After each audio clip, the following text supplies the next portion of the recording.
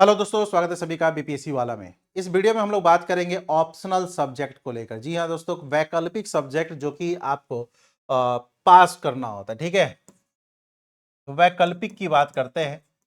बहुत बच्चों का क्वेरीज है इसको लेकर, बहुत बच्चों का है कि सर इस पर कैसे हम लोग काम करें, कैसे।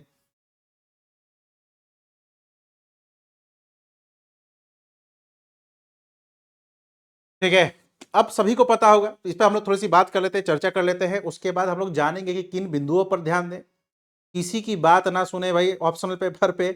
हाँ, वही चीज बताऊंगा। ठीक है, बहुत इंपॉर्टेंट चीजें हैं क्योंकि कई बार देखा गया है कि बच्चों का GS1 GS2 रहता है अच्छा, और ऑप्शनल पेपर किसी के बात में आकर ले लिए और हो गया खराब। ऑप्शनल पेपर चूंकि थोड़ा सा डिटेल्स होता है ना, तो इन्हीं सब बिंदुओं पर बात करेंगे। 68 से चीजें चेंज हो गई, बीपीएससी 68 से चीजें चेंज हो गई। क्या चेंजेस हुई? पहले ऑप्शनल पेपर होता था, डिटेल्स उसमें लिखना होता था और उसके नंबर ऐड होते थे। लेकिन 68 में एक चीज हुआ, उसमें हुआ निबंध का इंट्रोडक्शन हुआ और ऑप्शनल पेपर को यहां पर पासिंग मार्क्स बना दिया गया। क्या करना हो गया? अब ऑप्शनल पेपर आपको क्या रहा? सिर्फ और सिर्फ पास करना है। ठीक है, ध्यान रखिएगा। मतलब आपको उसके नंबर नहीं जुड़ेंगे। क्या करना है? सिर्फ पास करना। अब आपको इसके नंबर नहीं जुड़ेंगे क्योंकि नंबर बस काउंट किसके होते हैं? ऐसे GS पेपर 1 और GS पेपर 2 के। अब बच्चों के बीच में एक तो यही चेंज हुआ कि पास करना है। दूसरा चेंज क्या हुआ? दूसरा चेंज हुआ कि अब ऑब्जेक्टिव हो गया, MCQs हो गए, ये मल्टीपल चॉइस क्वेश्चंस हो गए। यानी अब ये सब्जेक्टिव नहीं रहा। ठीक है, दो चेंजेज हुए। एक तो आपको ऑब्जेक्टिव को हटा दिया गया, MCQs के फॉर्म में डाल दिया गया, और दूसरा कि पहले जो ये अनिवार्य पेपर, अनिवार्य तो अभी भी है, मतलब इसके नंबर जो ऐड होते थे, अब इसको क्या कर दिया गया? सिर्फ और सिर्फ पास कर दिया गया कि आपको केवल पास करना है।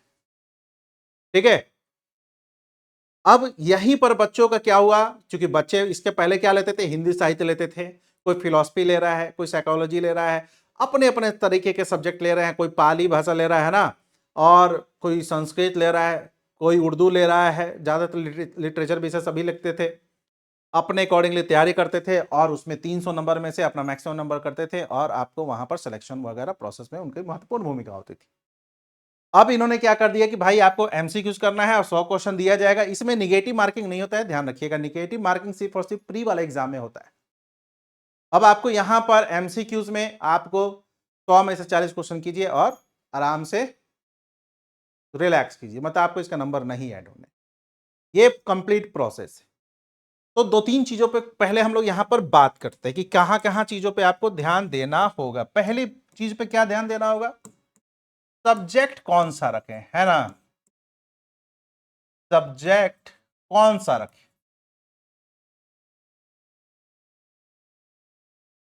अगर सब्जेक्ट रखे तो उसका कंटेंट कहां से आएगा? ठीक है, और तीसरा जो सबसे इंपॉर्टेंट पॉइंट है, उस पे समय कितना देना होगा।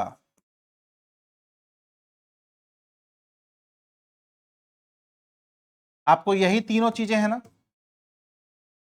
सब्जेक्ट कौन सा रखें, कंटेंट क्या फोकस करें, और समय कितना देना होगा आपके ऑप्शनल पे, मतलब वैकल्पिक सब्जेक्ट की बात कर रहे हैं।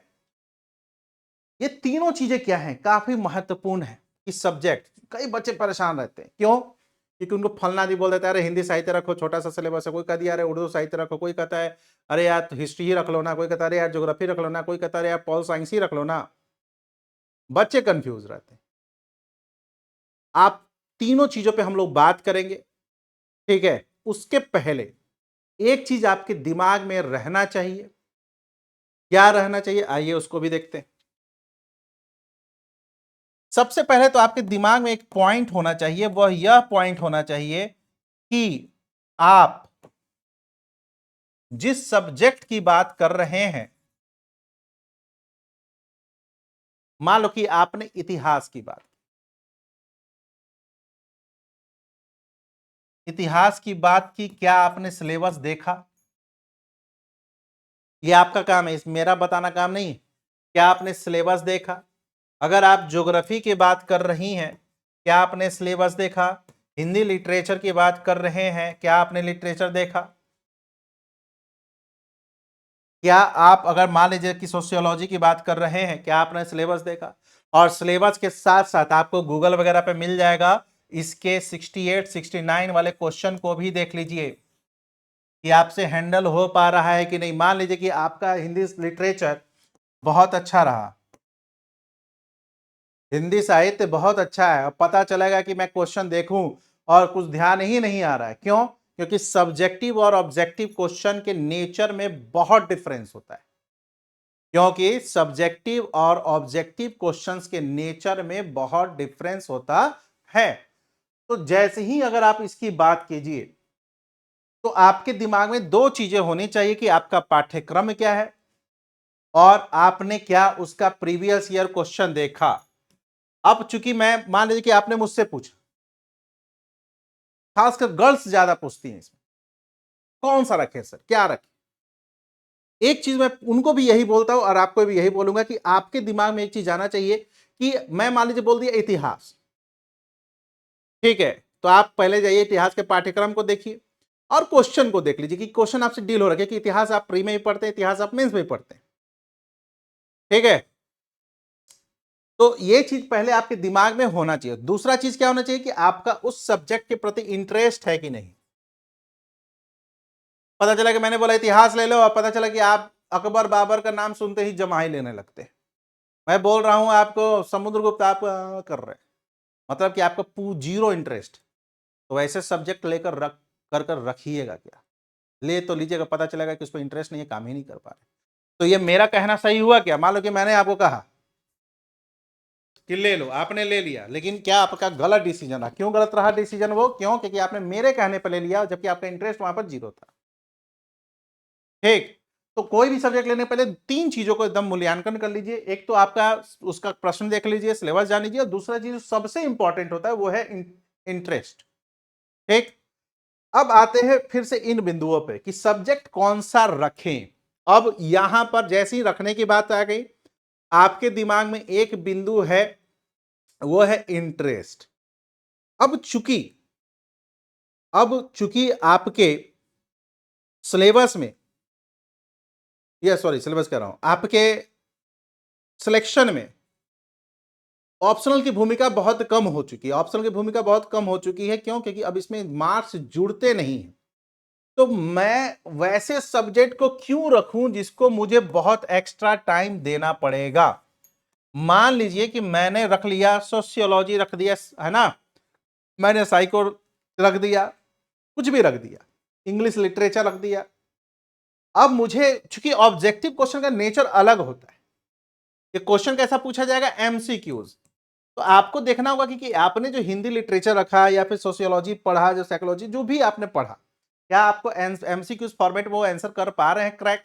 ये जानने के लिए आपको क्या देखना पड़ेगा, 68 और 69 के क्वेश्चंस गूगल वगैरह कीजिएगा, मिल जाता है, ठीक है, ऑप्शनल पेपर क्वेश्चन, ठीक है।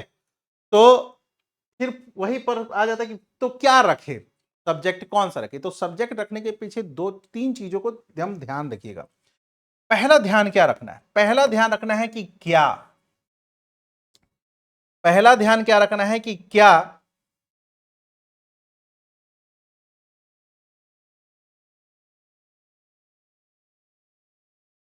वो आपके जीएस में काम आ रहा है, क्या जीएस में काम आ रहा है।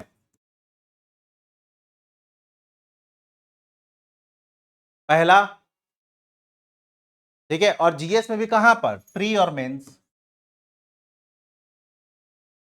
दूसरा कि अगर मैं रखूंगा तो उसमें मुझे समय कितना जा रहा है, एक्स्ट्रा कितना जा रहा है, समय में एक्स्ट्रा कितना जा रहा है।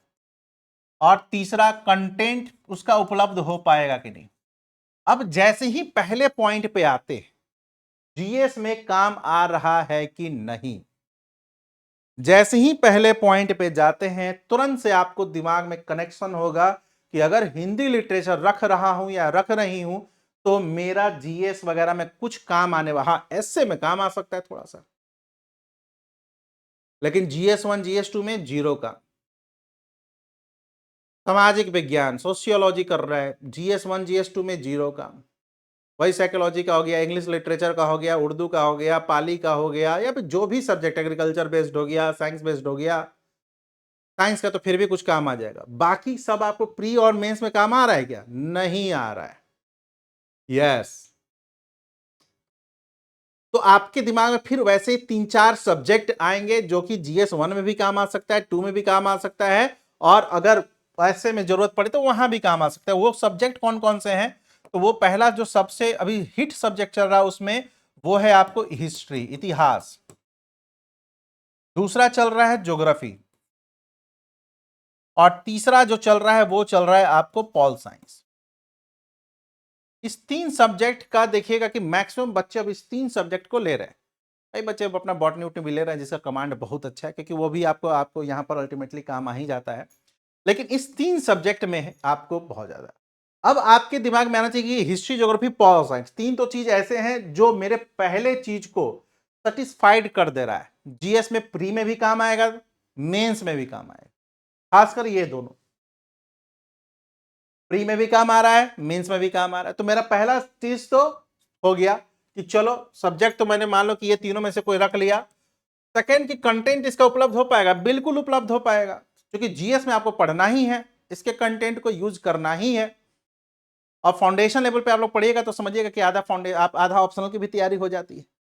तो सेकंड जो ऑप्शन है कि आपको कंटेंट मिल जाएगा। जो तीसरा सबसे इंपॉर्टेंट चीज है वह यह है कि आपका समय एक्स्ट्रा कितना लग रहा है। अगर मैं हिंदी लिटरेचर पढ़ूंगा या पढ़ूंगी, या मैं अगर सोशियोलॉजी या फिर इंग्लिश लिटरेचर पढ़ रहा हूं या पढ़ रही हूं, तो वो एक्स्ट्रा समय मेरा ज्यादा आ जाएगा, एक्स्ट्रा समय ज्यादा। लेकिन वही अगर मैंने इस 3 सब्जेक्ट में से कोई रख लिया तो मुझे ऑप्शनल के लिए कुछ ज्यादा एफर्ट लगाने की जरूरत नहीं पड़ेगी, क्योंकि पॉल साइंस तो मेरा सब्जेक्ट नहीं। लेकिन इतिहास, ज्योग्राफी मुझे पता है कि क्रॉनिकल की आती है, वैकल्पिक भूगोल, उसको पढ़ लो। और एक आपको हिस्ट्री में जो आती है, तो जो फाउंडेशन आप लोग मेरा नोट्स अगर पढ़ते हो ठीक है, उसके अलावा एक NCERT बेस्ड पढ़ लेना, आपका हिस्ट्री से हो जाएगा क्वेश्चन आराम से। 50, 55, 60 क्वेश्चन कर आ जाइएगा। तो एक्स्ट्रा मुझे बहुत पढ़ना पड़ा क्या? नहीं पढ़ना पड़ा। और मेरे ख्याल से पॉल साइंस में भी वही चीजें होंगी। तो हिस्ट्री, ज्योग्राफी में तो मुझे आइडिया है कि आपको एक्स्ट्रा बहुत चीजों को पढ़ना नहीं पड़ेगा, आपके ऑप्शनल के लिए। पता चला कि मैंने इमोशन में आकर ले लिया कि मैंने हिंदी साहित्य पढ़ा था और मैं बहुत अच्छा हिंदी साहित्य में हूं, और पता चला उसके ऑब्जेक्टिव क्वेश्चन को करने में मेरे नानी याद आ गई।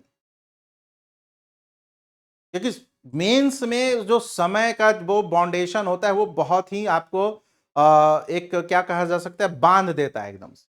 तो यहां पर चीजें आप लोग क्या कर सकते हैं, फंस सकते हैं। तो यहां पर वैसे काम ना करके आपको क्या इस 3 पॉइंट पे ध्यान देना है। अब चलिए मैं आता हूं कि अगर मैंने आपसे कहा कि आप हिस्ट्री रख लो, ज्योग्राफी रख लो, पॉल साइंस रख लो, इस तीनों में देखिए अब आप पे फिर से वही आ गया कि क्या आपका इंटरेस्ट इस तीनों में है। अगर इंटरेस्ट नहीं है तो छोड़ दीजिए, लेकिन इंटरेस्ट नहीं तो यहां इंटरेस्ट पैदा करना पड़ेगा, क्योंकि आपके प्री और मेंस दोनों में काम यही आएगा। ठीक है। और तीनों में से किसी, मान लो कई बच्चे कंफ्यूज रहते हैं हिस्ट्री पढ़े या ज्योग्राफी पढ़े, इसका बहुत अच्छा उपाय है कि दोनों में से किसी का आप क्या उठा लीजिए, 68 और 69 के क्वेश्चंस को उठा लीजिए और देखिए कि आप दोनों में से किसको अच्छे से डील कर पा रहे हैं। देखिए अल्टीमेटली आपको यहां पढ़ना ही है प्री और मेंस में, चाहे आप चाहो चाहे ना चाहो, आपको पढ़ना ही है कि नहीं? चाहे अगर मुझे पसंद है चाहे मुझे पसंद नहीं है, फिर भी मुझे ये पढ़ना है। तो इसमें से अगर आपको चुनना है, देखो इसमें से चुनने के फायदे क्या मिलेंगे। देखिए आजकल बहुत बच्चे हिस्ट्री और ज्योग्राफी चुन रहे हैं, इसके पीछे रीजन वही है कि प्री में भी काम आ रहा है, मेंस में भी काम आ रहा है, और ऑप्शन के लिए थोड़ा सा कर ले रहे हैं। बशर्ते अब क्या है कि तीनों में इंटरेस्ट जिसमें से ज्यादा आपका हो उसको चुन लो, उसको चुन लीजिए। और उसके बाद इसका सिलेबस देखिए, सिलेबस के बाद आप प्रीवियस ईयर क्वेश्चंस को देखो, और फिर देख लो कि क्या मैं 60-65 क्वेश्चन कर पा रहा हूं या कर पा रही हूं कि नहीं कर पा रही हूं। जैसे अभी तक तो मैंने 2 बार देखा है क्वेश्चन, तो दोनों बार में अगर आप कुछ एक्स्ट्रा एफर्ट भी नहीं लगा रहे, अगर आप केवल मेरे क्लास का नोट्स पढ़कर जा रहे हैं, तो भी आप आराम से पास कर जाइएगा। ठीक है। बट चूंकि हम लोग को ऑलवेज आगे देखना होता है, तो मान लीजिए कुछ एक्स्ट्रा कर दे तो वही करो। यहाँ इसका एक वैकल्पिक भूगोल आता है, क्रॉनिकल की बुक अच्छी बुक आती है, वो आप वो ले लीजिए और हिस्ट्री में एनसीईआरटी बेस्ड पढ़ लीजिए नोट्स के साथ। विपिन चंद्रा वाली जो आती है, एक सतीश चंद्रा, एक रामचरण शर्मा, ये 3 की तो जरूर पढ़ लीजिए। इसके अलावा हिस्ट्री को लेकर मैंने एक अलग से वीडियो बनाया है, यही बीपीएससी वाला पे। सर्च क्या कीजिएगा, अभय सर, सर्च कीजिएगा अभय सर हिस्ट्री ऑप्शनल, यूट्यूब पे अभय सर हिस्ट्री ऑप्शनल। बाकी आपको इससे अपडेट आ जाएगा। टेलीग्राम चैनल है मेरा ऑफिशियल, अभय सर पीडब्ल्यू।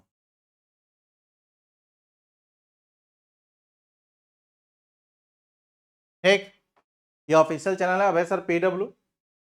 मेरा टेलीग्राम है या बीपीएससी, उस पर मैं अपडेट भी दे दूंगा, और अभय सर हिस्ट्री ऑप्शनल पे आप लोग देख लीजिएगा।